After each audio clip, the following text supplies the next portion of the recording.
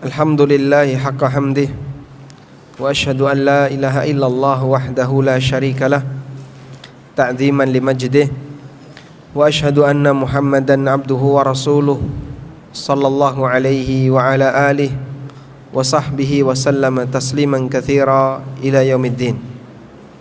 Alhamdulillah, puji syukur kita haturkan kehadirat Allah Subhanahu wa taala di kesempatan malam hari ini di Masjid Ibnu Abbas, Pesantren Ibnu Abbas, bersama dengan Yayasan Nurus Sunnah, Mutiara Sunnah, Bojonegoro, Jawa Timur. Kita bisa belajar bersama, dan insya Allah yang akan kita buka adalah bedah buku Prinsip Hidupmu. Pada buku ini, prinsip hidupku atau hidupmu? Hidupku. Pada buku ini sebenarnya adalah tulisan-tulisan ringan yang ketika kegiatan tertentu saya punya banyak waktu longgar, kemudian saya gunakan waktu itu untuk nulis. Alhamdulillah jadilah tulisan Prinsip Hidupku. Intinya adalah menjelaskan tentang beberapa hal yang idealnya dijadikan prinsip bagi seorang muslim. Bukan pembahasan masalah akidah semata, karena ini bukan buku tauhid, bukan pula buku tentang akidah, tapi lebih kepada pengenalan apa sih yang harus kita lakukan ketika kita ingin menjadi muslim yang ideal. Karena kita menyadari bahwa yang namanya manusia itu banyak memiliki kekurangan, punya kekurangan, punya kesalahan. Sebab kita bukan orang yang maksum. Sehingga kalau kita ingin menjadi manusia yang sempurna, enggak mungkin. Karena manusia yang sempurna hanyalah mereka yang maksum, seperti para nabi.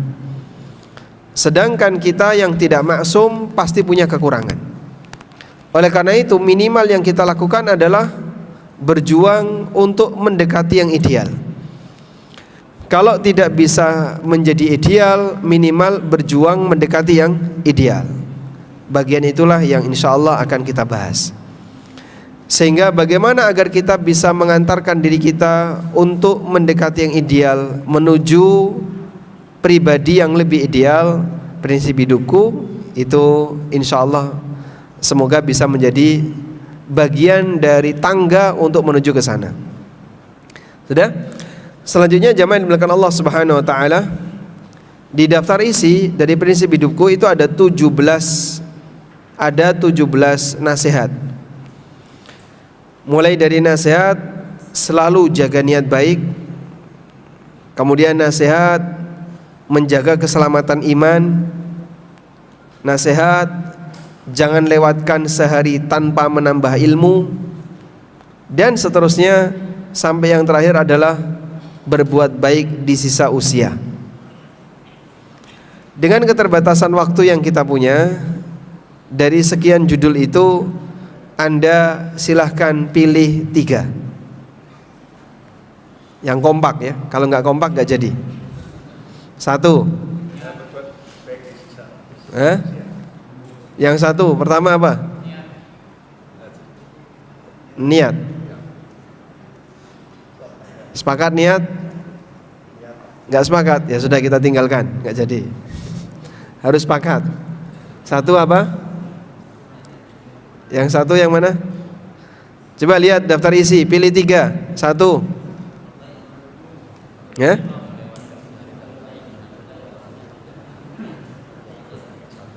Gimana? Akhlak baik bisa dipelajari. Jangan lewatkan sehari tanpa nambah ilmu. Anda tidak punya urusan dengan orang lain.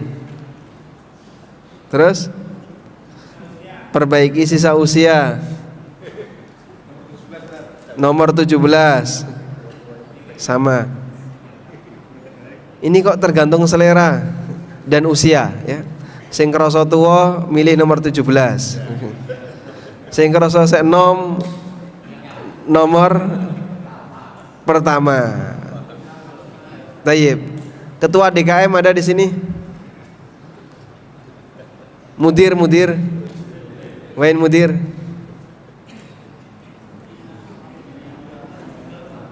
Raisul Muassasah, ketua yayasan. Ketua yayasan. Pilih 3. 1.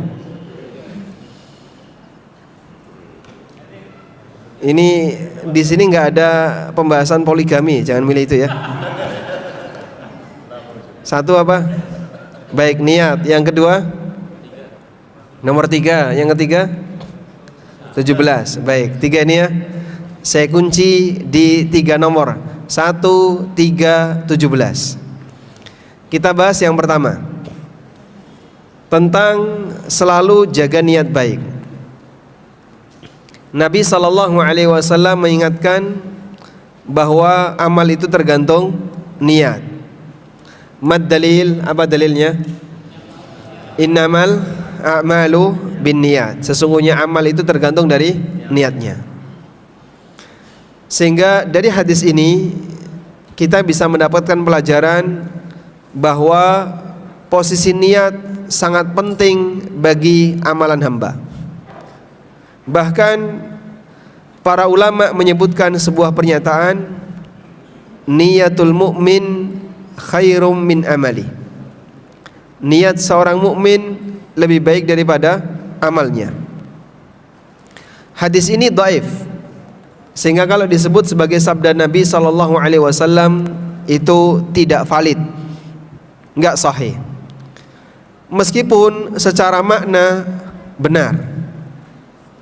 Dan terkadang ada sebuah pernyataan benar tapi bukan sabda Nabi SAW.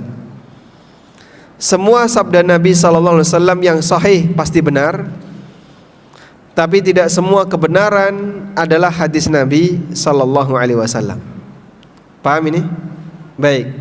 Sebutkan contoh kalimat yang benar tapi bukan sabda Nabi SAW. Malaikat itu makhluk. Itu sabda Nabi atau bukan? Bukan. Contoh yang lain. Hah? Berpuasalah kau akan sehat. Contoh yang lain. Ya? An-nadhafatu minal iman. Kebersihan bagian dari iman. Sebenarnya banyak sekali kalimat yang benar tapi bukan sabda Nabi SAW. Masjid Ibnu Abbas ada di Bojonegoro. Itu hadis atau bukan? Hadis atau bukan? Bukan. Kalimat ini salah atau benar? Benar. Dan masih banyak yang lain. Tinggal Anda sebutkan aja sebelahnya namanya siapa, Pak? Namanya siapa, Mas? Khairul. Khairul hadir di kajian malam ini. Salah atau benar? Benar. Tapi itu hadis atau bukan? Bukan. Baik. Jadi ada banyak pernyataan yang benar meskipun bukan hadis. Baik. Kalimat niyatul mu'min khairum min amali, jika dilihat dari statusnya, maka ini bukan sabda Nabi SAW. Meskipun secara nilai kalimat ini dianggap benar oleh para ulama. Dijelaskan oleh Al-Baihaqi kenapa kalimat ini bernilai benar. Beliau katakan dalam kitab Syu'abul Iman, Al-Baihaqi menjelaskan, an-niyah dunal amal qad takunu ta'atan, wal amalu dunan niyah la yakunu ta'atan. Niat tanpa amal terkadang bisa menjadi ketaatan, ibadah. Tapi amal tanpa niat tidak bisa menjadi ibadah.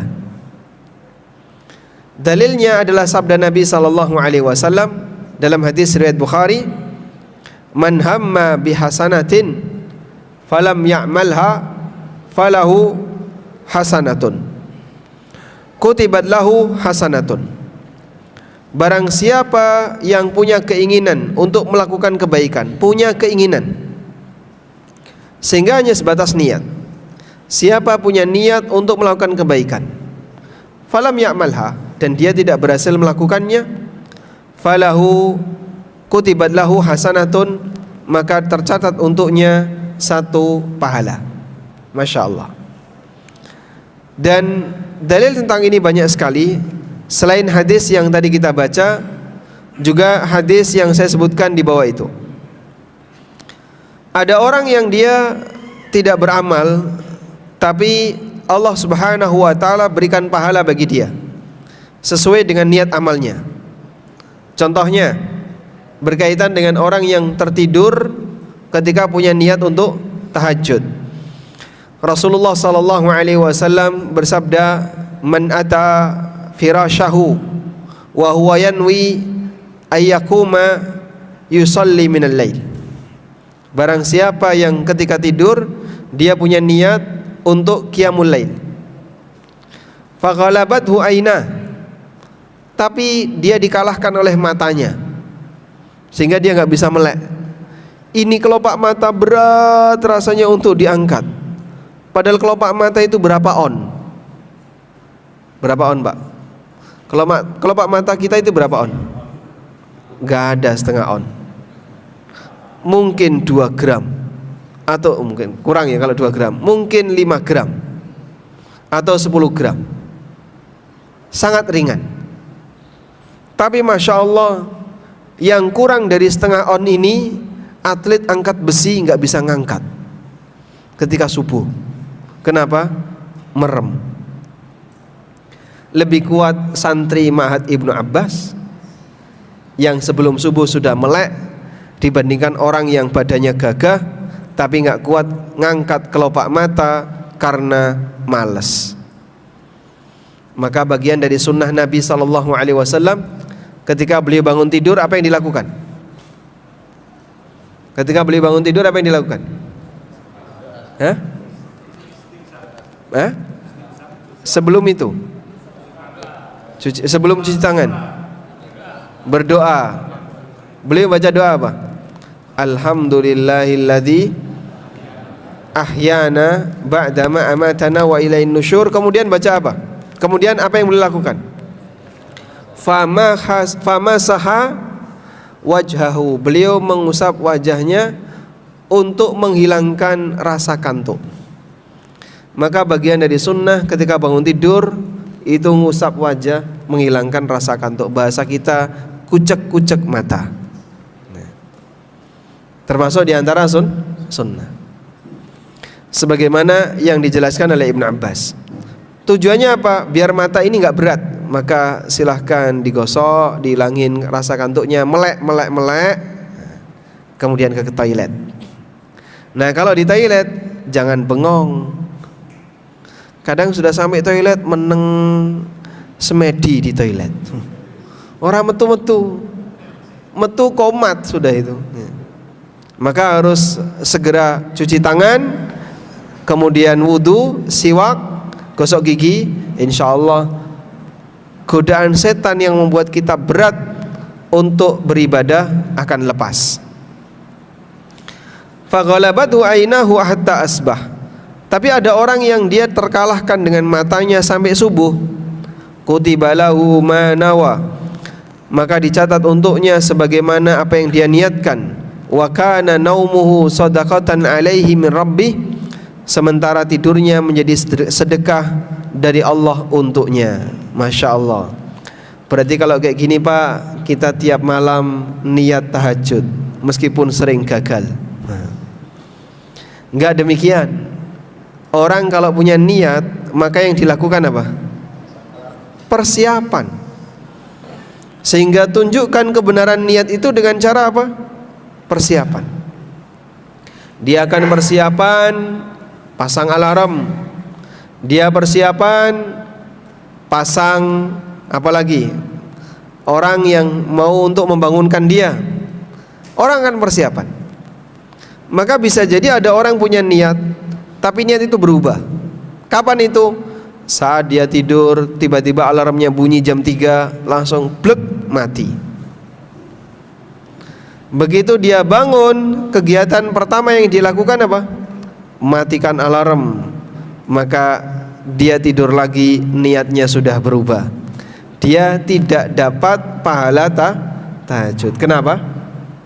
Niatnya berubah. Buktinya apa Pak niatnya berubah? Saat dia bangun kemudian dia tidur lagi, maka di saat itu niatnya sudah berubah. Dan bisa jadi niat ini nggak jujur. Buktinya pada waktu dia bangun, dia tidur lagi dan tidak mengupayakan untuk terus bangun. Berarti bisa jadi niatnya nggak jujur. Nah jamaah belakang Allah Ta'ala, kekuatan niat seorang mukmin itu biasanya dibangun karena kebiasaan. Siapa yang punya rutinitas tertentu, maka biasanya dia akan terus ingin melakukan perbuatan itu. Oleh karena itu, orang yang punya rutinitas amal tertentu sampai pada akhirnya dia tidak bisa mengamalkannya karena uzur, kata Nabi SAW, orang ini tetap mendapatkan pahala sebagaimana kebiasaan yang menjadi rutinitas amalnya.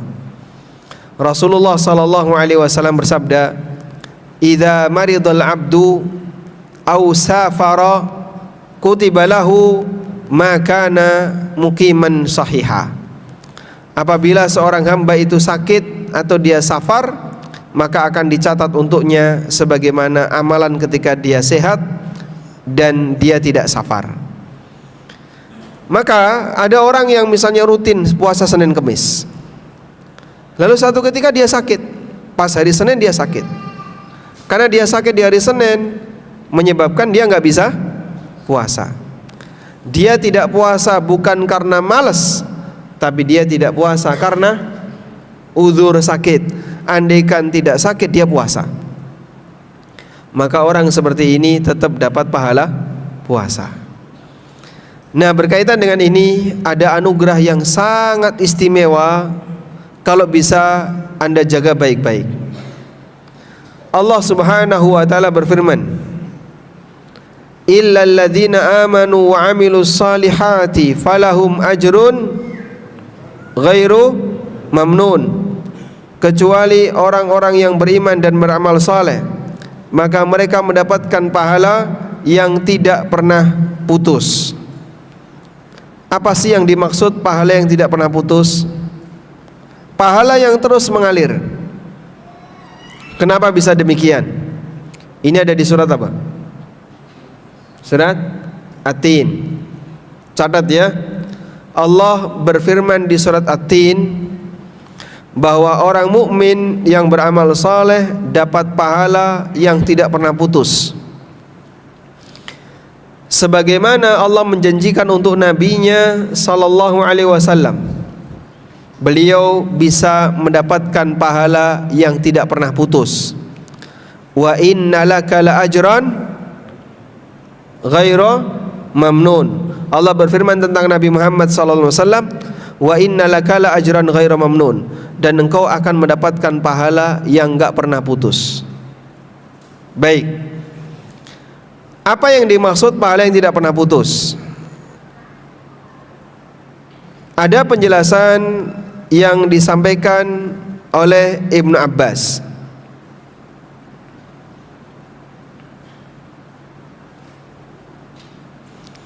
Ibnu Abbas mengatakan, hum nafarun ruddu ila ardhil umur ala ahdi Rasulillah sallallahu alaihi wasallam.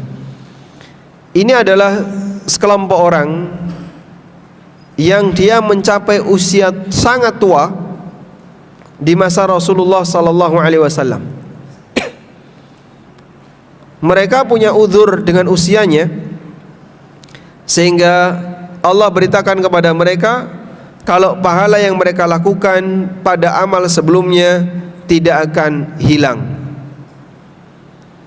Dan sebagian ulama mengatakan bahwa orang-orang yang dia punya kebiasaan ketika mereka beramal saleh di waktu masih muda, yuktabu lahum ba'dal haram wal kharfi mithlul ladzi kanu ya'maluna fi halis syababi was sihah, akan tetap dicatat sesuai dengan kebiasaan amal ketika masih muda, sehingga pada saat dia usia tua, dia nggak bisa lagi beramal, dia tetap dapat pahala sebagaimana amal ketika di usia mudanya. Maksudnya seperti ini dari keterangan tadi ya. Jamaah yang kami hormati, Bapak Ibu sekalian,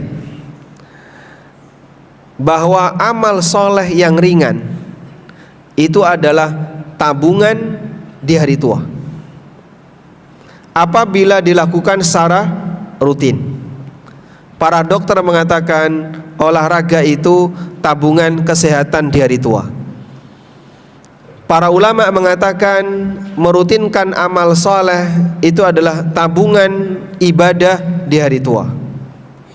Maksudnya bagaimana, Pak? Saat fisik kita ini masih sehat, fisik ini bisa diajak untuk melakukan aneka kegiatan ibadah. Bisa diajak untuk bolak-balik ke masjid sholat 5 waktu, bisa diajak puasa sunnah, bisa diajak hadir di pengajian, bisa diajak untuk ibadah umroh, bisa diajak untuk ibadah-ibadah yang lainnya. Akan ada satu masanya di mana fisik ini sudah nggak mampu lagi diajak itu. Dengkul yang dulu bisa diajak untuk sujud, untuk ruku, untuk iktidal, untuk sholat dalam posisi berdiri, ada waktunya wes ra kuat. Ini badan yang dulu masih bisa diajak untuk hadir sholat jamaah, ada waktunya ora kuat. Boyok-boyok dulu bisa diajak untuk ngaji dalam waktu yang lama duduk, sekarang sudah nggak sanggup. Ada orang yang beriman pada posisi ketika fisiknya sudah tidak bisa lagi diajak untuk berbuat taat, tapi karena niatnya masih ada dalam hatinya, dengan semangat yang dia punya, dengan sebab uzur sehingga dia tidak bisa melakukan ibadah itu, falahum ajrun ghairu mamnun. Allah kasih pahalanya itu nggak pernah putus, masya Allah. Sehingga ada waktunya, misalnya bapak-bapak yang sekarang masih kuat untuk datang ke masjid, yang paling tua usia berapa di sini? Berapa usianya? 18 tahun, kurang tua. Pinten Bapak? Ya.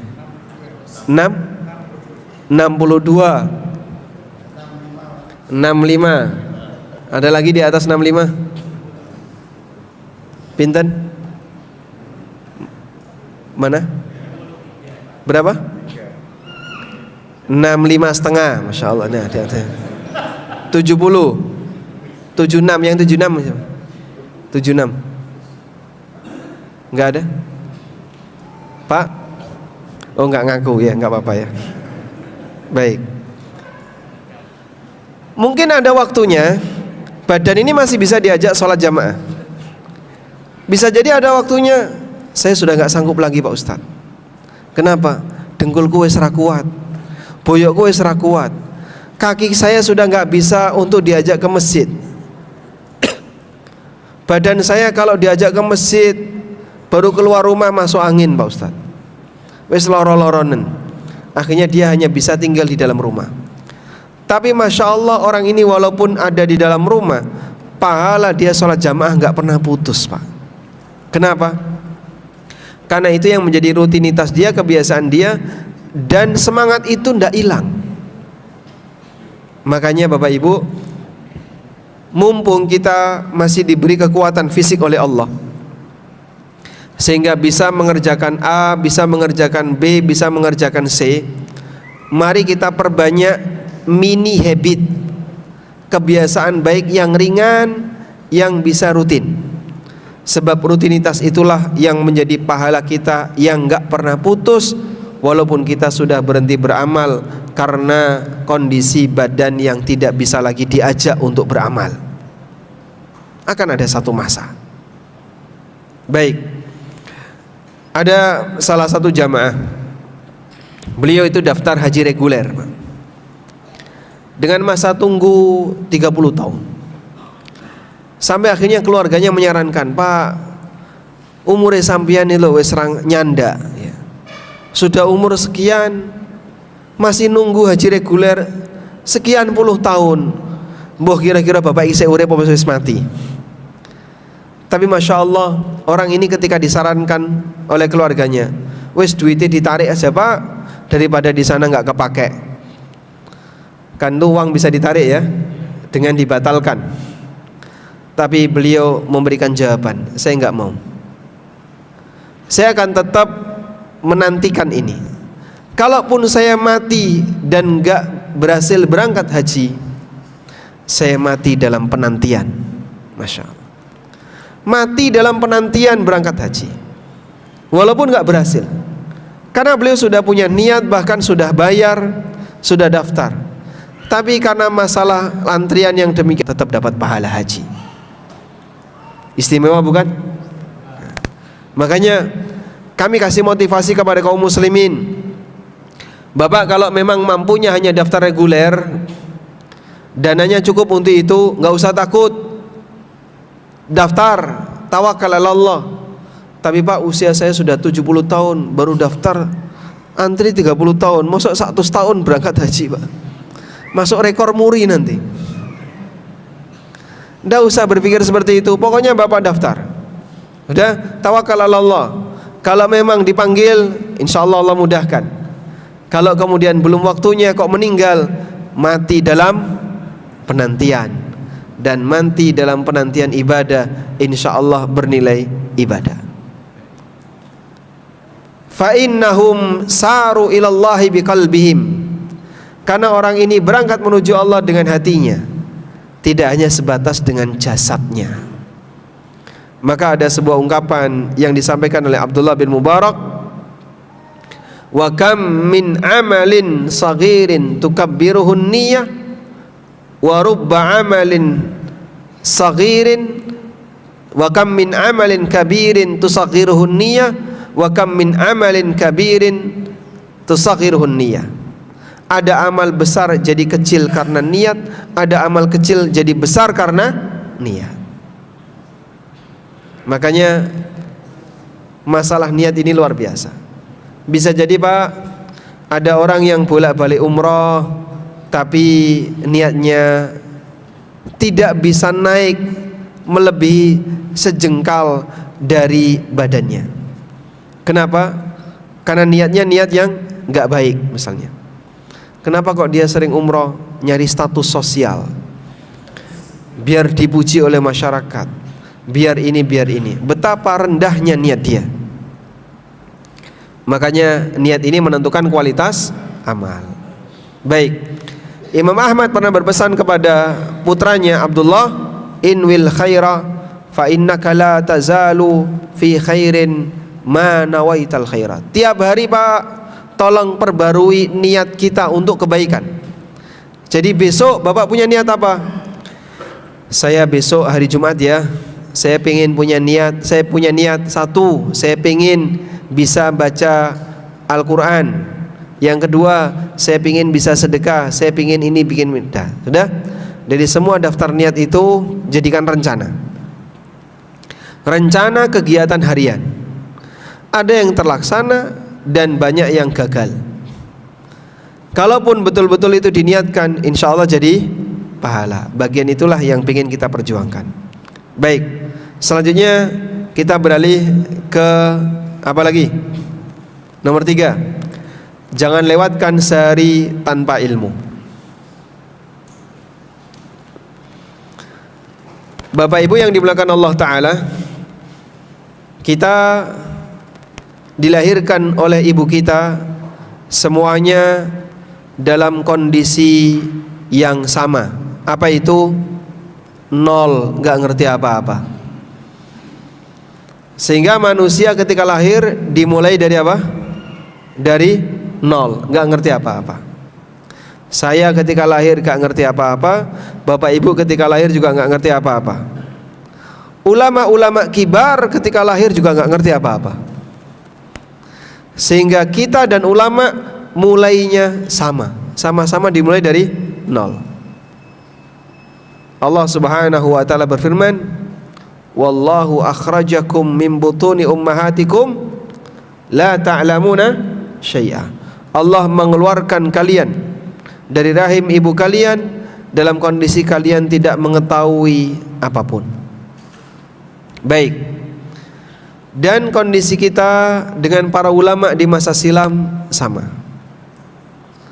Tapi yang jadi pertanyaan begini, Pak, kok ada orang yang melejit cepat sehingga pengetahuannya banyak, tapi kita Pak kayak berjalan di tempat, umur sudah 60 ke atas, raiso poco Quran, kadang nggak ngerti apa-apa dalam masalah agama, blank, ra ngerti popo. Itu seperti orang yang hanya jalan di tempat, sehingga dari nol nggak tahu apa-apa, sekarang juga masih seperti itu. Maka kualitas orang seperti ini perlu untuk didandani. Udah masuk isya belum? Udah? Adzan bas? Nah. Baik, kita akan dengarkan adzan terlebih dahulu. Setelah itu akan kita sambung dengan materi berikutnya. Wassallallahu ala nabiyyina Muhammadin wa ala alihi wa sahbihi wasallam.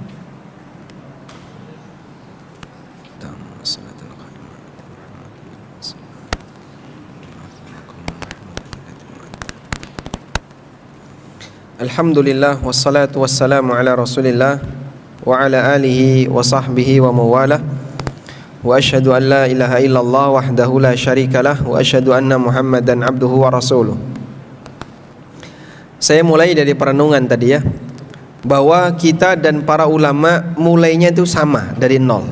Saya, bapak, ibu semuanya dengan Imam Syafi'i waktu lahir mulainya sama. Gak ada ceritanya para ulama itu mencuri start, gak ada. Imam Syafi'i ketika lahir apakah sudah hafal Al-Fatihah? Tidak. Apakah An-Nawawi ketika lahir sudah hafal Arba'in Nawawiyah? Tidak. Terus bagaimana kok bisa mereka begitu cepat melejit jauh? Karena Allah Subhanahu wa taala berikan anugerah ilmu kepadanya jauh lebih banyak dibandingkan anugerah yang Allah berikan kepada kita.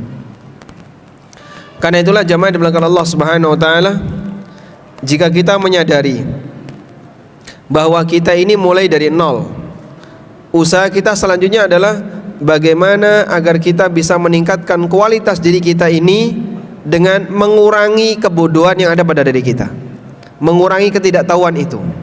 Dan proses itu dilakukan dengan cara belajar. Manusia menjadi semakin lebih tinggi derajatnya dengan belajar. Dan Allah kasih modal kepada mereka berupa waktu. Semua manusia punya modal ini. Saya punya modal waktu, bapak ibu punya modal waktu, ulama yang lain juga punya modal waktu. Selanjutnya tergantung bagaimana cara kita menggunakan itu modal. Dan kondisi manusia ada 3 keadaan. Ada orang yang berangkat bawa modal, pulang bawa keuntungan. Pulang yang dimaksud dia adalah menghadap Allah, dia bawa untung. Dia punya ilmu dan amal. Dan ada orang yang berangkat bawa modal yang kedua, pulang modalnya habis, nggak dapat apa-apa. Ada orang berangkat bawa modal, pulang bawa utang. Dari 3 ini mana yang paling parah? Yang ketiga. Ini yang paling jelek. Kok bisa Pak? Dia berangkat bawa modal, pulangnya bawa utang. Sehingga bukannya dapat untung, tapi malah dia minus kondisinya. Tapi Masya Allah, ternyata yang ketiga ini kondisi dominan manusia. Demikian pula yang kedua, ada orang yang berangkat bawa modal, pulang gak bawa apa-apa. Karena itu Allah katakan di surat Al-Asri, wal asr innal insana lafi khusr. Demi masa yang itu merupakan modal bagi setiap hamba, sesungguhnya semua manusia dalam kerugian, kecuali manusia yang disebutkan oleh Allah dengan 4 kriteria, illal ladzina amanu wa amilus shalihat wa tawassaw bil haqqi wa tawassaw bis sabr. Dan sebagai hamba yang tidak ingin mengalami kerugian semacam itu, maka kita harus manfaatkan modal tadi. Modal waktu ini untuk apa? Untuk nambah bainal ilmi wal amal, antara ilmu dan amal. Sehingga dulu para sahabat, mereka menjadi orang yang demikian sayang terhadap waktunya, sebagaimana yang disampaikan oleh Ibnu Mas'ud radhiyallahu anhu, beliau mengatakan, "Ma nadimtu ala syai'in nadmi ala yaumin gharabat syamsuhu." Tidak ada satu penyesalan yang lebih berat bagiku melebihi penyesalanku dengan adanya hari ketika matahari itu sudah tenggelam. Naqasa fihi ajali walam yazid fihi amali. Ajalku berkurang tapi amalku tidak tambah. Sehingga ada sebagian orang yang dia sama sekali tidak menambah kualitas dirinya. Mulai dari nol itu gak jalan di tempat, gak nambah sama sekali. Kenapa? Dia tidak mempergunakan waktunya untuk menambah pengetahuan agama. Baik, saya tanya usia. Salah satu di antara pertimbangannya adalah bapak-bapak yang sudah berusia sebenarnya sudah mengikuti Jumatan selama puluhan tahun. Ada yang ikut Jumatan selama 40 tahun, 50 tahun, sekian puluh tahun. Andaikan Jumatan yang Anda ikuti selama 40 tahun itu dibukukan jadi berjilid-jilid buku. Tapi yang sangat disayangkan, Jumatan puluhan tahun itu kebanyakan hilang atau mengendap. Ilmunya ngilang atau mengendap? Ngilang. Kita melepaskan begitu saja. Ibarat ada orang yang dia mencari binatang buruan, setelah dapat gak diperhatikan, akhirnya lepas. Ilmu juga seperti itu. Kita setelah dapat, tapi kalau ilmu itu tidak diperhatikan dengan baik, maka akan lepas. Terus jaganya pakai apa, Pak? Jaganya adalah dengan diingat-ingat, dicatat bila perlu, dan dengan amal. Berbuahlah ilmu itu sebagaimana pohon yang menghasilkan manfaat. Oleh karena itu jamaah dimuliakan Allah Subhanahu wa taala, sayangi waktu kita. Miliki satu prinsip, jangan sampai sehari berlalu tanpa nambah ilmu. Sanggup insyaallah? Baik. Jangan sampai satu hari berlalu tanpa nambah ilmu. Sehingga kita punya prinsip, hari ini saya harus nambah ilmu, besok saya harus mengetahui sesuatu untuk nambah ilmu, besok juga demikian, karena menuntut ilmu tanpa batas. Sampai kapan, Pak? Gak ada istilah pensiun untuk belajar. Sebab dalam belajar batasnya apa? Apa batas belajar? Lulus dari pondok. Apa batas belajar? Imam Ahmad rahimahullah, beliau berpindah dari satu guru ke guru yang lain, dan itu kadang sambil berlari.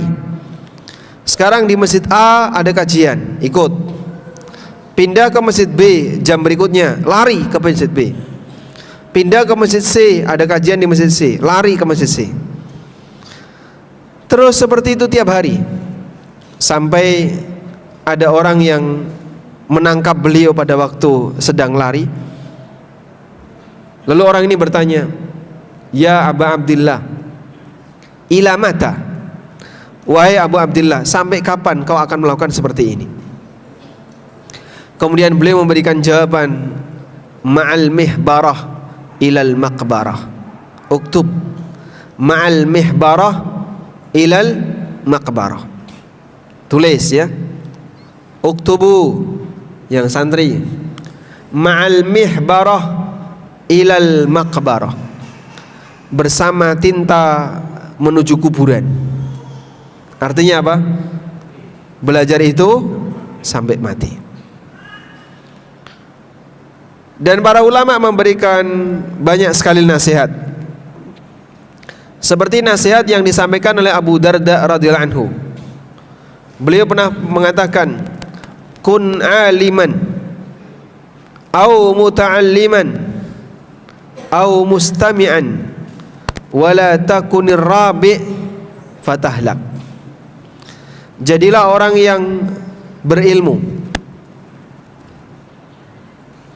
Kalau enggak sanggup, jadilah orang yang menuntut ilmu, pembelajar. Kalau enggak bisa, kun mustami'an, jadilah orang yang mau mendengarkan ilmu. Jangan jadi yang keempat, kau akan binasa. Maka orang yang sama sekali tidak punya perhatian terhadap ilmu, bagi para sahabat ini mangsa setan. Sebab bagi orang yang sama sekali tidak punya pengetahuan agama, gampang sekali disesatkan oleh setan. Karena orang nggak punya panduan. Sementara setan selalu berusaha untuk ganggu manusia, bagaimana agar dia menyimpang. Maka kalau orang nggak punya panduan, potensi penyimpangannya besar. Sehingga jamaah yang dimuliakan Allah, dengan memiliki prinsip semacam ini, kalau kita jaga baik-baik, Anda itu seperti memakan sesuatu tiap hari dengan ilmu yang itu merupakan nutrisi bagi batin. Sehingga jangan sampai kita hanya fokus menyediakan nutrisi bagi perut, sementara kita tidak pernah menyediakan nutrisi bagi hati. Insya Allah sanggup? Sanggup ya? Baik, jangan berlalu satu hari tanpa ilmu. Jadi sekarang misalnya pengen belajar apa? Saya pengen belajar wudu. Baik, dimulai dari hari ini 1 halaman, 2 halaman, 3 halaman tiap hari, dengan buku yang Bapak Ibu gunakan sebagai acuan. Sudah? Terutama bagian ilmu wajib. Terpaksa saya doktrin. Ada buku yang setiap keluarga wajib punya, nggak boleh tidak punya. Boleh dicatat. Kalau nggak punya segera beli ya. 1, buku Riyadhus Shalihin. Setiap rumah harus punya. Riyadhus Shalihin kagungan Bapak? Belum. Baik, besok berarti harus diupayakan ya. Masya Allah. Karya siapa ini? An-Nawawi. Yang kedua, kitab Bulughul Maram. Penulisnya siapa? Bulughul Maram? Punya enggak? Ibnu Hajar Al-Asqalani. Kagungan bukunya? Punya ya? Baik. Yang ketiga, kitab Sifat Salat Nabi Sallallahu Alaihi Wasallam, karya Syekh Albani. Yang keempat, kelima, mau ditambahin enggak? Boleh? Yang kelima, ada Kitabul Adab. Kalau bisa Bapak Ibu punya. Karya Asy-Syalhub. Judulnya Fikih Adab. Sudah diterjemahkan dalam bahasa Indonesia. Fikih Adab. Yang keenam, Anda harus punya kitab fikih yang bisa dijadikan panduan. Insya Allah yang cukup sederhana, judulnya Al-Wajiz Fikih Sunnah wal Kitabil Aziz. Sudah diterjemahkan ke dalam bahasa Indonesia, judulnya sama Al-Wajiz. Karya Dr. Abdul Azim Badawi. Jika mau ditambahkan Fikih Muyassar yang 1 jilid, karya beberapa ulama, batun minal ulama, beberapa ulama. Dah 7 buku. Setiap rumah wajib punya. Kalau di antara putranya Bapak Ibu ada yang sudah menikah, kasih tahu mereka, omamu kudu duwe buku iki. 7 buku di mana setiap rumah harus punya. Maka agar rak-rak yang Bapak Ibu punya tidak hanya terisi dengan Tupperware, kalau bisa diisi dengan buku. Sanggup insya Allah? Sanggup Bapak? Kayaknya kok berat ini. Tapi perlu dipaksa seperti itu. Kalau nggak saya baca gimana Mas? Buku nggak ada istilah basi. Kalau jenengan beli sesuatu mungkin basi. Tapi kalau buku ada nggak istilah basi? Nggak. Sehingga ketika Anda meninggal dunia, warisannya kitab. Istimewa. Sebagaimana Nabi warisannya apa? Ilmu. Maka kalaupun kita tidak punya ilmu, minimal warisannya kitab. Insya Allah Pak, kalau jenengan meninggal warisannya kitab, saya yakin ahli waris gak bakalan rebutan. Raiso moco kitabnya Arab kabeh misalnya. Iya Pak ya. Tapi kalau warisannya berupa tanah, ya, mungkin saudara rebutan, gontok-gontokan, ingin memperebutkan warisan itu. Tayyib. Selanjutnya kita beralih ke bagian yang terakhir.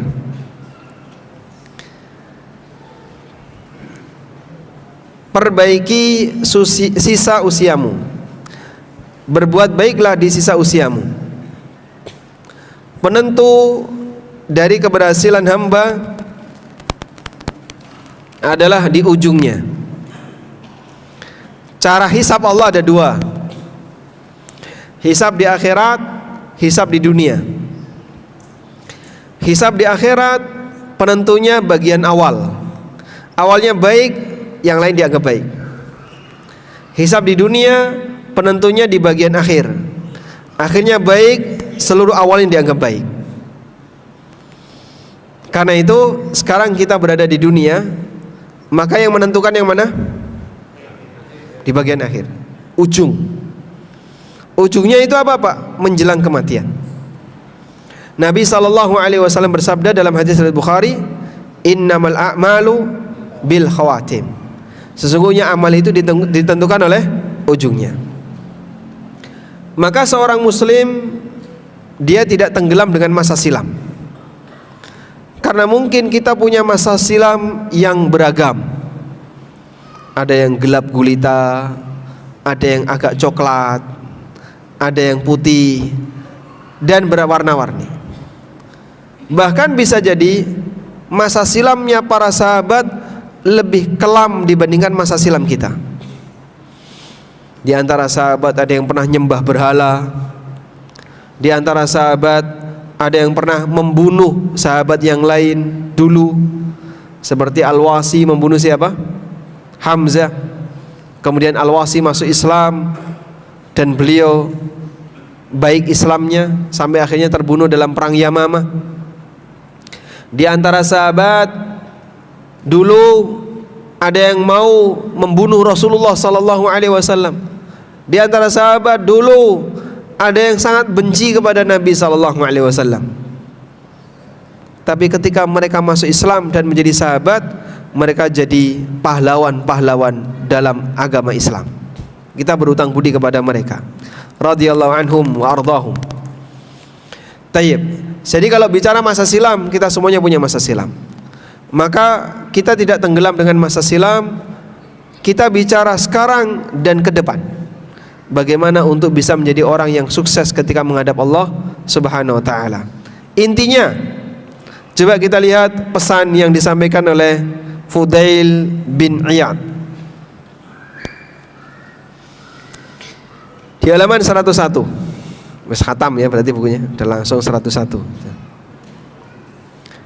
Abu Nuaim dalam Hilyatul Auliya menyebutkan sebuah penggalan cerita yang dialami oleh seorang ulama tabi'ut tabi'in bernama Fudail bin Iyad rahimahullah.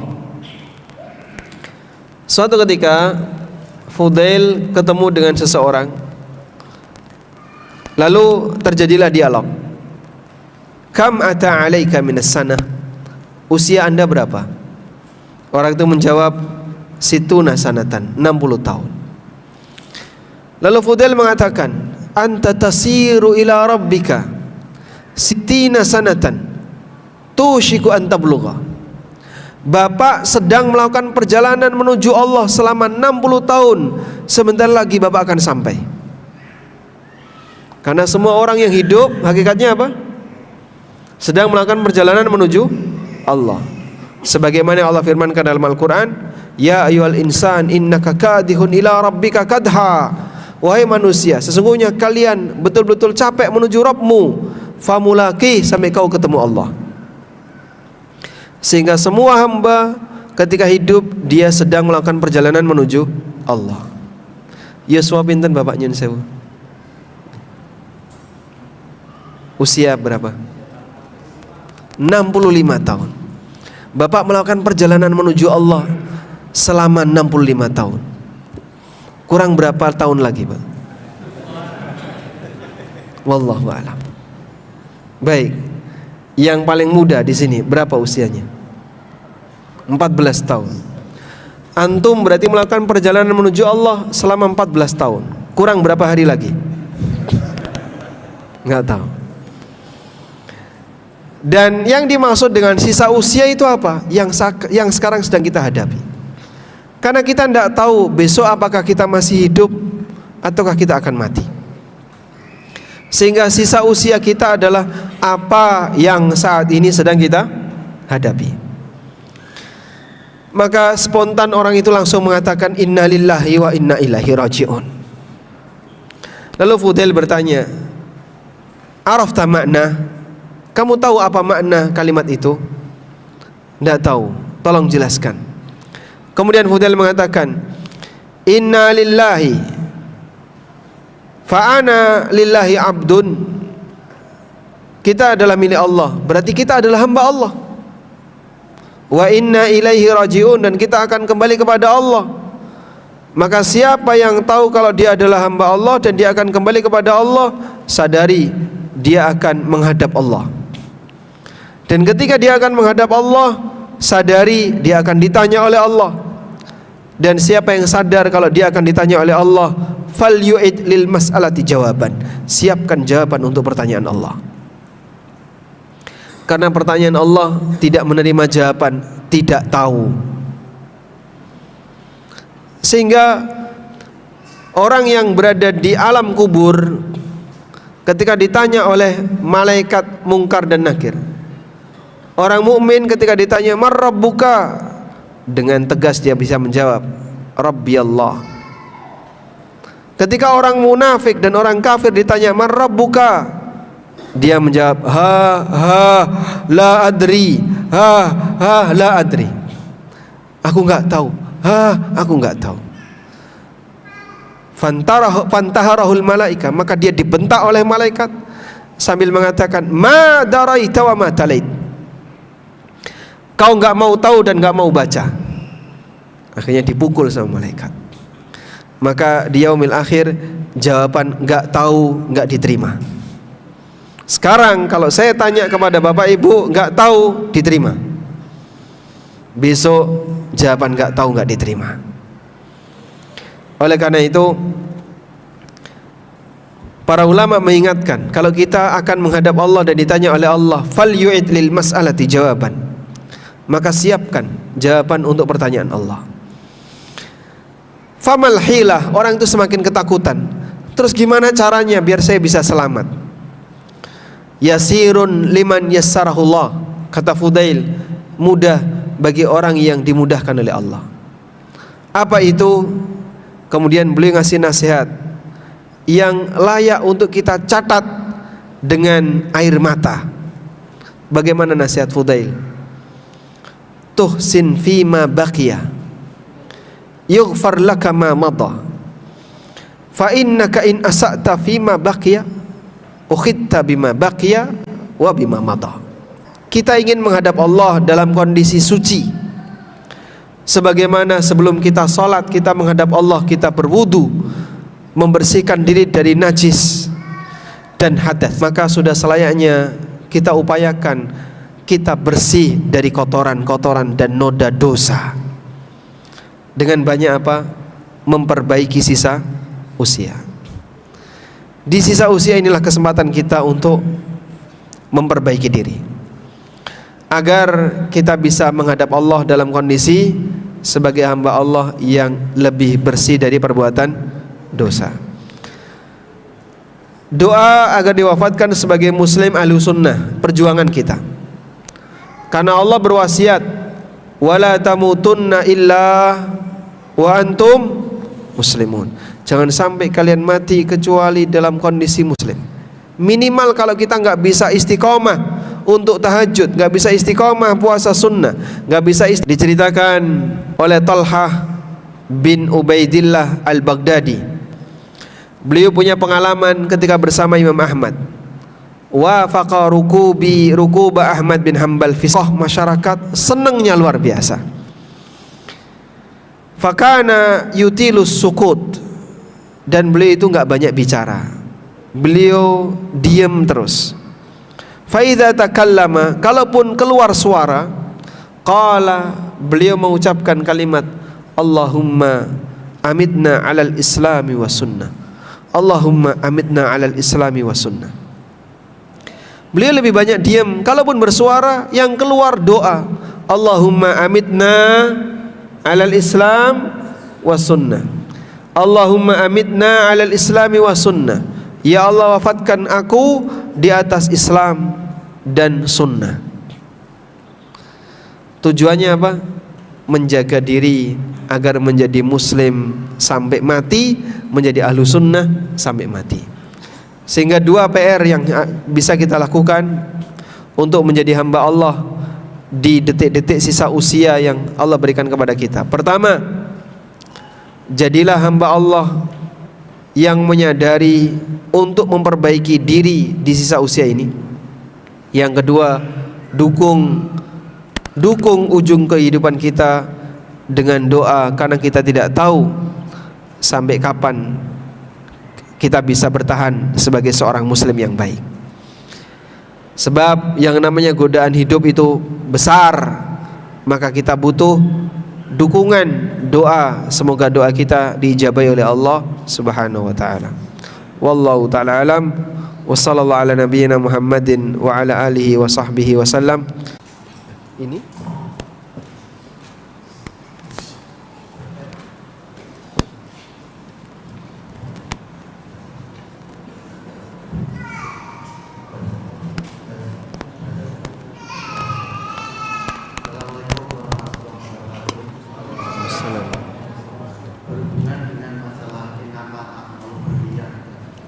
saya dulu waktu masih kecil saya atau masih umur yang belum tahu lah, pengertian belum tahu ilmu-ilmu itu, dulu saya apa yang dilakukan oleh bapak ibu saya dulu, orang-orang tua seperti gini, ada orang mati, ini saya sendiri ya, artinya saya tidak mencemooh orang lain, tidak.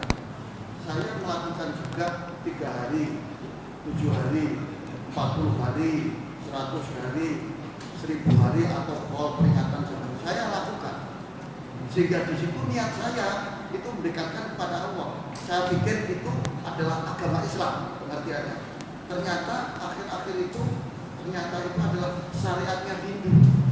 Nah, sehingga inamal a'malu saya itu, niat saya itu kepada Allah. Tapi saya melaksanakan justru bercampur antara Islam dan Hindu, sehingga saya menjadi kebingungan ketika saya tahu bahwa saya melaksanakan hukum agama Hindu.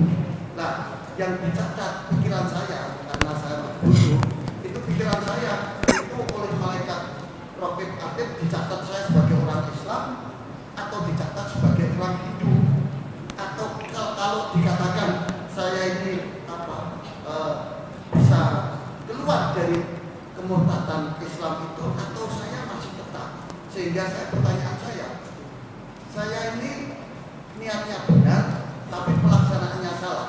Yang dicatat nanti saya menghadap Allah itu niatnya atau perbuatan saya. Masya Allah. Demikian. Masya Allah. Assalamualaikum. Waalaikumsalam warahmatullahi wabarakatuh. Laul hadiyah. Dapat hadiah langsung ya. Tayyib. Bapak Ibu yang kami hormati, penting untuk kita sadari bahwa penilaian kita itu lahir batin. Sebagaimana Allah menilai bagian lahir, Allah juga menilai bagian batin. Sebagaimana Allah menilai batin, Allah juga melihat bagian lahir. Nabi SAW bersabda, Innallaha la yanduru ila suwarikum wala ila ajsamikum walakin yanduru ila qulubikum wa a'malikum. Sesungguhnya Allah tidak melihat jasad kalian, tidak melihat fisik kalian, tapi yang Allah lihat adalah hati kalian dan amal perbuatan kalian.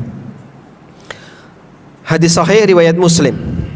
Oleh karena itu, sebagaimana kita perhatian berkaitan dengan masalah niat, kita juga harus perhatian berkaitan dengan masalah kebenaran amal.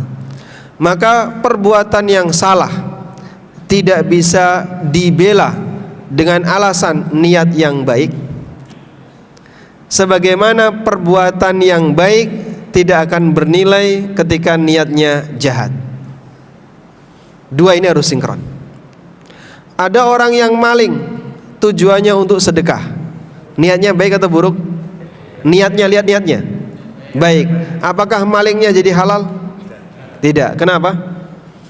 Maling tetap maling walaupun niatnya untuk sedekah. Ada orang korupsi agar bisa membebaskan tanah sebelah selatan Ibnu Abbas, agar bisa ikut wakaf. Niat baik atau buruk? Niat yang baik. Lihat niatnya. Niat yang baik tidak bisa membenarkan perbuatan yang salah. Tapi perbuatannya namanya korupsi, baik atau buruk? Buruk. Apa nilai perbuatannya? Kejahatan. Oleh karena itu, ada sebagian orang ketika diingatkan, ini tidak boleh, tidak benar kayak gini. Yang penting kan niat saya baik. Yang penting niatnya baik gimana? Amalmu salah kalau niatnya baik. Amal yang salah jangan dibela dengan niat yang baik. Akui salah, oh ya saya salah, ya mohon maaf. Yang benar gimana? Itulah yang gentleman. Bukan ketika salah dibela pakai niat. Karena niat yang baik tidak bisa membenarkan perbuatan yang salah.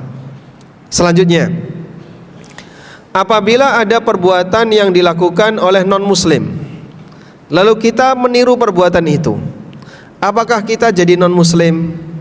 Jawabannya tidak otomatis, kecuali perbuatan non-muslim yang menjadi pembeda utama antara dia dengan muslim. Misal sujud kepada berhala. Ada non-muslim sujud kepada berhala, lalu kita ikut-ikutan, aku ya melu sujud, aku tak ning burimu melu sujud. Maka karena dia ikut sujud, jadinya dia murtad, apapun niatnya. Tapi kalau perbuatan non-muslim sifatnya hanya kebiasaan buruk mereka, tapi bukan bagian paling utama yang menjadi pembeda akidah, tidak sampai keluar dari Islam. Nabi SAW pernah menyebutkan, ada seorang sahabat menghina sahabat yang lain, lalu beliau mengatakan, inna fika khaslatun min umuril jahiliyah, pada dirimu ada akhlak jahiliyah, yaitu menghina nasab. Ada sahabat yang menghina Bilal, dan Bilal ini mantan budak, menghina ibunya Bilal, dasar anak orang hitam, kalimatnya kayak gitu. Maka Bilal emosi lalu lapor kepada Nabi SAW, ya Rasulullah, fulan ngomong kayak gini. Kemudian Nabi SAW mengatakan, inna fika khaslatun min umuril jahiliyah, pada dirimu ada akhlak jahiliyah, meniru kebiasaan orang jahiliyah dulu yang suka menghina nasab. Sehingga nggak boleh Pak, misalnya dasar, misalnya muka mana gitu ya, itu nggak boleh nyebut nama daerah tertentu. Iki biasanya wong Jawa Timur kayak gini nih. Menghina ras tertentu itu nggak boleh. Dalam Islam itu dilarang. Udah? Tapi Nabi SAW tidak menyebut orang ini jadi kafir, karena hanya melakukan salah satu di antara kebiasaan jahiliyah. Nah, di antara kebiasaan orang jahiliyah itu adalah meratapi mayat, bahasa lainnya mengenang kematian. Kita diajarkan oleh Allah kalau punya nikmat dikenang, untuk menciptakan suasana syukur, biar syukur itu selalu hadir. Maka Allah berfirman, wa amma bi ni'mati rabbika fahaddits. Nikmat Rabbmu fahaddits, ceritakan, agar kita selalu bersyukur. Lebih baik mana orang yang lebih sering bersyukur dengan orang yang lebih sering gersuloh? Ya, bersyukur. Orang kalau hidupnya hanya hari-hari cuman kalau nggak gersuloh sedih, gersuloh sedih, ini contoh orang yang kurang bersyukur. Oleh karena itu dalam Islam kita diajarkan musibah dilupakan, nikmat diingat-ingat. Paham ya? Baik. Sehingga dalam Islam musibah itu dia apa? Udahlah, lupakan saja. Jangan tenggelam dengan musibah. Musibah itu dilupakan. Karena kalau musibah terlalu dikenang, diingat-ingat, membuat orang jadi nggak produktif. Dia selalu merasa saya kok kurang terus. Kue kurang pinter syukur. Mendino ngomong eling musibah. Mati wong siji dieling-eling terus. Udah lepaskan. Kayak seolah-olah dia nggak ridho dengan kematian satu orang ini. Padahal semua yang dicabut nyawanya oleh Allah semuanya hak Allah. Inna lillahi ma akhadha wa lahu ma a'ta wa kullu syai'in ila ajalin musamma. Allah mencabut semua yang Dia kehendaki dan Allah memberi semua yang Dia kehendaki. Maka kalaupun ada salah satu anggota keluarga kita yang mati, udah, jangan terlalu dikenang karena itu akan mengulang kesedihan dan itu membuat orang jadi tidak bersyukur. Seolah-olah nikmat itu hilang semuanya gara-gara ini. Ada misalnya ya, saya kasih ilustrasi. Orang tua ngasih banyak kebaikan kepada anaknya. Satu kejadian, misalnya hari ini kasih hadiah, besok kasih hadiah. Si anak ini terus dikasih hadiah oleh orang tuanya. Satu kejadian, orang tua itu ngambil harta anaknya. Aku butuh motormu tak cukup yo. Aku butuh lemarimu tak cukup. Ini anak gak terima.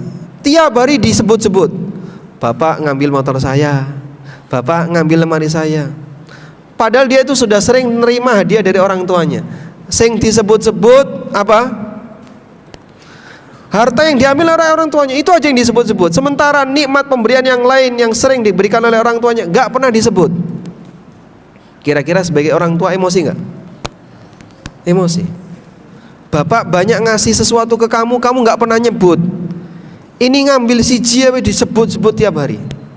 Suami misalnya ngasih ke istrinya cincin, gelang, keroncong, anting, apa lagi? Bingle. Terus apa lagi?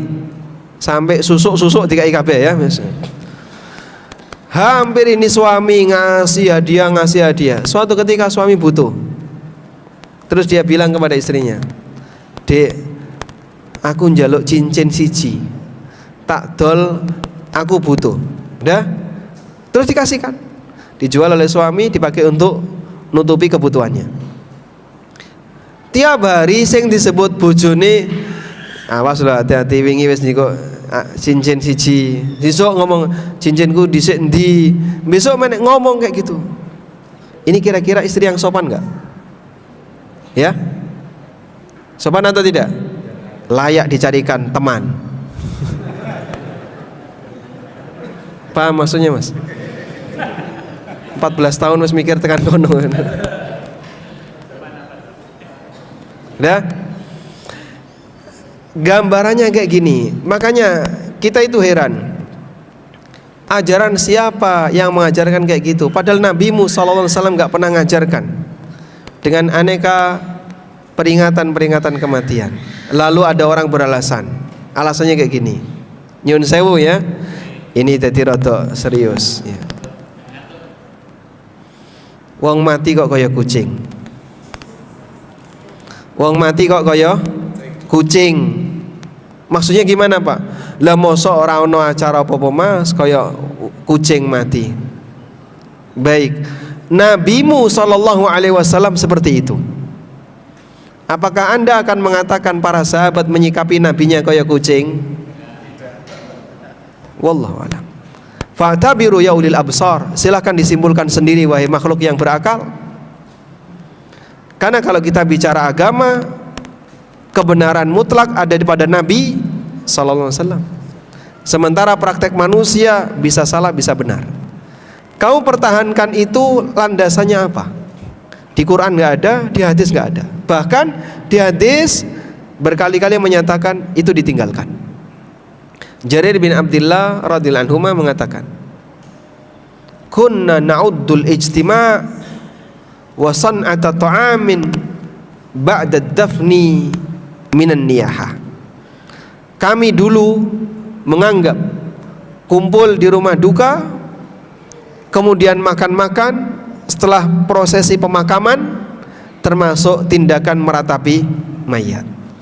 Dan banyak ulama Syafi'iyah melarang praktek ini. Imam Syafi'i sendiri mengatakan dalam kitab Al-Um, wa akrahul ma'tam, dan aku membenci praktek ma'tam. Apa itu praktek ma'tam? Peringatan kematian. Mazhab mana yang Anda ikuti? Kalau Imam Asy-Syafi'i sendiri dengan tegas menyatakan demikian. Dan bahkan Asy-Syirazi, penulis kitab Al-Muhadzab yang diberi syarah oleh An-Nawawi menjadi Al-Majmu' Syarhul Muhadzab, Asy-Syirazi menyebutkan bahwa budaya ma'tam muhdats. Mohon maaf, muhdats itu kalau diterjemahkan dalam bahasa Indonesia bid'ah. Yang ngomong bid'ah Asy-Syirazi, salah satu di antara ulama kibar dalam mazhab Syafi'i. Innahu muhdats, ini praktek yang baru, bid'ah. Di zaman sahabat nggak ada, zaman tabi'in juga nggak ada, belakangan muncul di tengah masyarakat. Ini kalau kita bicara jujur dengan referensi yang ada, maka landasannya adalah seharusnya yang namanya musibah sudahlah dilupakan. Kalau bicara masalah ini kan dalam rangka untuk ngirim doa dan seterusnya, ngirim doa itu ada aturannya. Bagaimana ngirim doa yang ada aturannya? Doakan orang yang sudah meninggal ketika sholat. Tapi realitanya pada saat jenazah itu mau dimakamkan, sing nyolati pinten? Sedikit, Pak. Saya itu pernah menghadiri jenazah yang nyolati hanya mungkin kurang lebih 10 orang. Sing layat banyak itu, Pak. Yang layat banyak, tapi cuman duduk-duduk ngerokok dan seterusnya. Malam harinya yang datang ratusan, enggak sampai ratusan, puluhan orang. Loh, kok banyak sekali? Waktu nyolati jenazah, yang sholat cuman belasan orang, malam harinya banyak orang. Padahal kesempatan untuk nyolati atau mendoakan mayit yang paling tepat kapan? Waktu sholat jenazah. Selanjutnya silahkan didoakan oleh keluarganya terus tanpa ujung, tidak hanya sampai 1000 hari, tapi tidak ada batas. Wallahu a'lam. Baik, satu pertanyaan ini menghabiskan waktu yang lain. Demikian, semoga bermanfaat. Gimana? Ini baik, ada hadiah ya. Hadiah. Yang bertanya dapat hadiah lagi. Satu untuk Bapak, satu untuk orang yang Bapak mau kasih hadiah. Hadiah berikutnya yang usianya 76 tahun. 70 ke atas. 70 ke atas. Ada? 70 ke atas ada? Oh, enggak ada. Baik, enggak jadi. Hah? Mboten. Yang anaknya paling banyak 3, Masya Allah. 5, 7. Ada yang 7,5.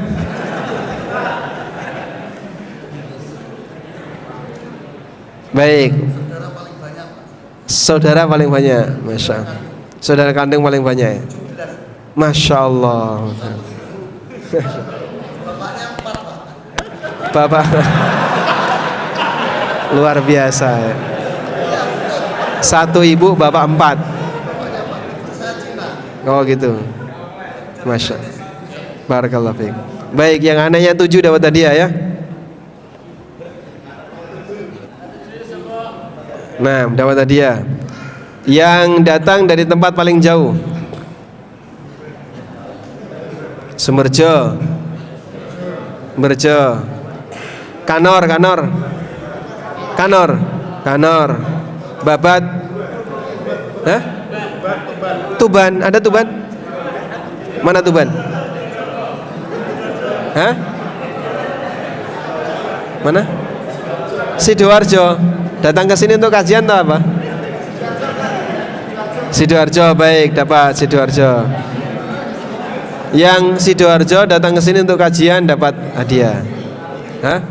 Kediri, mana Kediri? Kediri, dapat hadiah Kediri, baik. Yang timurnya Kanor ada, timur Kanor. Kanor. Timurnya lagi Babat? Enggak ada, baik. Tuban, mana Tuban? Tuban dekat ya. Tuban Jatinegara, Jatirogo. Orang dekat. Hah? Tuban Keduruan. Soko dekat Soko. Dah, nanti ya ambil sendiri ya. Pertanyaan selanjutnya. Yang dari Bojonegoro ada? Baik. Pertanyaannya.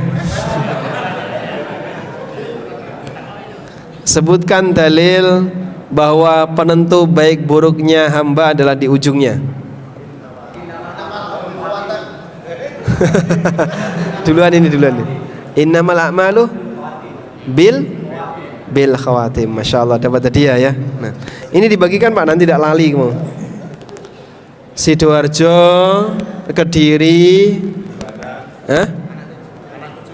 anak 7, istri 2 ada nggak tadi? Baik, sama yang jawab pertanyaan. Selanjutnya, pertanyaan berikutnya. Siapa yang hafal surat Al-Baqarah selain santri? Hafal surat Al-Baqarah? Masya Allah, barakallahu fiik. Dapat hadiah ya.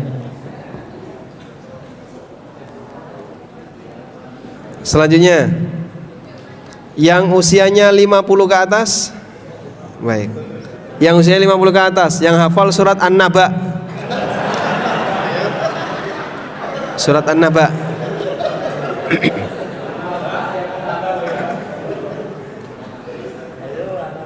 Hafal? 50 ke atas. Surat An-Naba ini apa Pak? Hafal? An-Naba. Masya Allah, dapat hadiah. Oh nggih. Dites ya. Dites. Wa futihatis sama'u.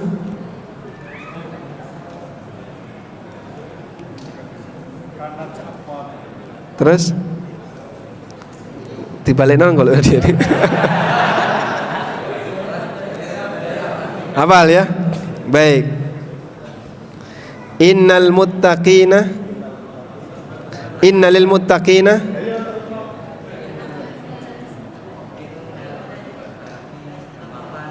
terus hada'iqa wa anaba. Masya Allah, barakallahu fikum. Insyaallah dapat hadiah ya. Nanti boleh diambil. Bapak juga ya, dapat hadiah. Ini harus habis ya? Harus habis. Baik. Ini Kitab Tauhid ya. Siapa nama penulisnya? Saya Muhammad bin Abdul Wahab bin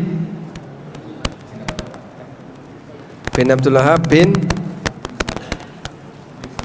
Sulaiman At-Tamimi. Masya Allah, barakallahu fiik.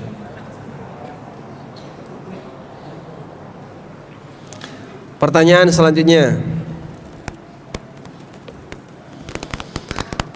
Tadi saya menyebutkan nama sahabat yang menceritakan bahwa kebiasaan kumpul di rumah duka itu termasuk meratapi mayit. Siapa nama sahabat itu? Angkat tangan. Siapa nama sahabatnya yang sudah dapat hadiah? Siapa? Jabir apa Jarir? Jarir. Masya Allah. Abdullah bin Jarir atau Jarir bin Abdullah?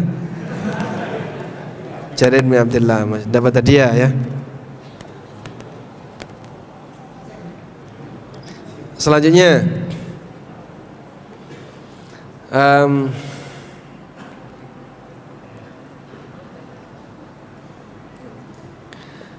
Bagaimana nasihat Fudail bin Iyad?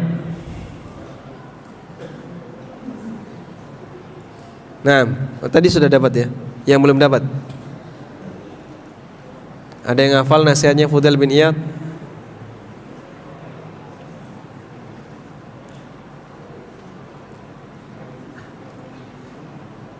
Gimana nasihatnya?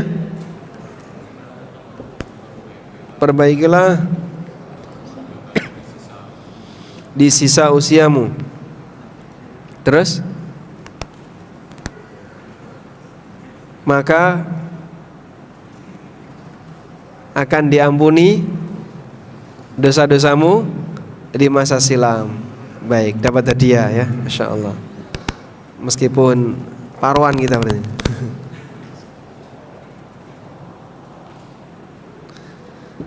Pertanyaan selanjutnya, sebutkan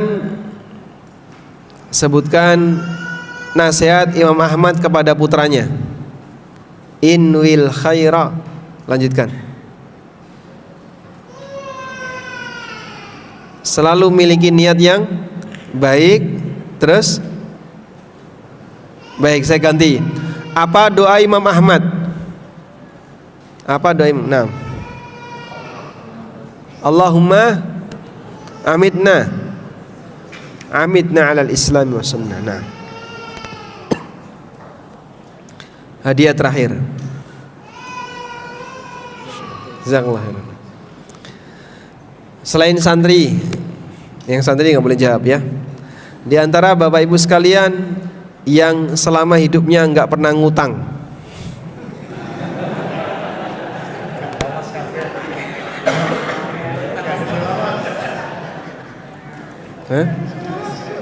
kalau lolos kabeh, Masya Allah. Ini masuk TV loh ini.